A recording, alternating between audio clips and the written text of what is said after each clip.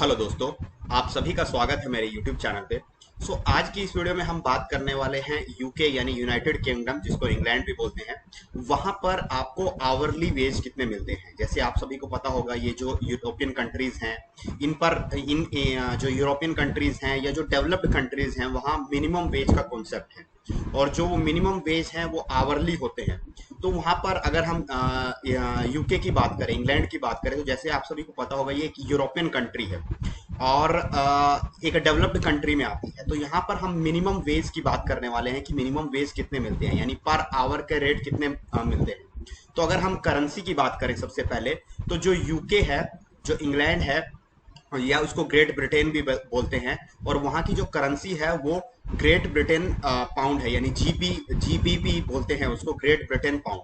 तो उसकी वैल्यू अगर इंडियन रुपीज में कन्वर्ट उसको अगर करें तो यहाँ पर उसकी वैल्यू लगभग 100 रुपीज के इक्वल है। यानी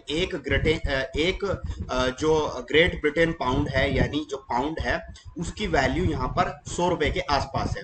तो अब अगर हम आवरली वेज की बात करें, तो जैसे आपको यहाँ एक सैलरी स्लिप दिख रही होगी, तो इस सैलरी स्लिप में अगर हम आवरली वेज की बात करें तो यहाँ पर आपको रेट दिख रहा होगा 9.5 पाउंड्स, यानी कि एक घंटे के 9.5 पाउंड्स मिलते हैं। यानी अगर कोई एक घंटे काम करता है तो उसको 9.5 पाउंड्स मिलते हैं। तो अब बात करते हैं कि ये इंडियन रुपीस में कन्वर्ट होगी कितना बनता है। तो अगर जैसे मैंने आपको बताया कि यहाँ पर एक पाउंड की जो वैल्यू है वो 100 रुपीज के आसपास है, तो ये लगभग 950 रुपए के आसपास बनता है। मान सकते हैं आप, रफली अगर आप मान ले तो एक घंटे के 1000 रुपए मिलते हैं यूके में, इंग्लैंड में काम करने के।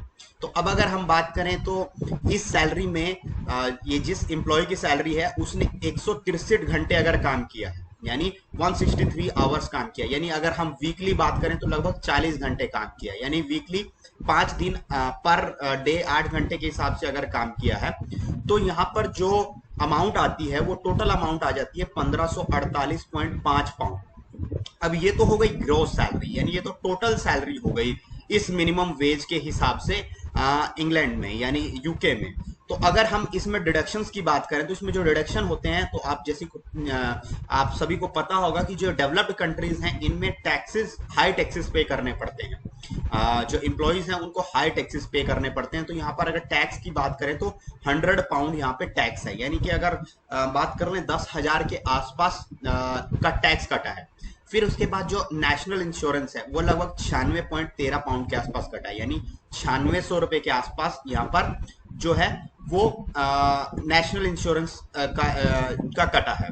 फिर अगर हम इन दोनों को माइनस कर दें, यानी 100 और 96 को माइनस कर दें, तो जो नेट पे आती है वो 1352 पाउंड आती है, यानी लगभग 1,35,000 रुपए के आसपास ये सैलरी बनती है अगर इसको इंडियन रुपीज में कन्वर्ट करें। तो ये जो डेवलप्ड कंट्रीज हैं, जैसे कि यूके हो गया, कनाडा हो गया, ऑस्ट्रेलिया हो गया, यूएसए हो गया, जर्मनी हो गया, तो ये सब डेवलप्ड कंट्रीज हैं और इनमें मिनिमम वेजेस बहुत अच्छे हैं। यानी अगर आप जो जो मिनिमम वेज की जॉब करते हैं, ये सिर्फ मिनिमम वेज की जॉब्स हैं, तो वो जो भी आप करते हैं तो वहां पर भी उनकी सैलरी भी बहुत अच्छी है। तो यही था इस वीडियो में। इसके अलावा अगर आपको कुछ और जानना है तो आप कमेंट बॉक्स में जान सकते हैं। Thank you.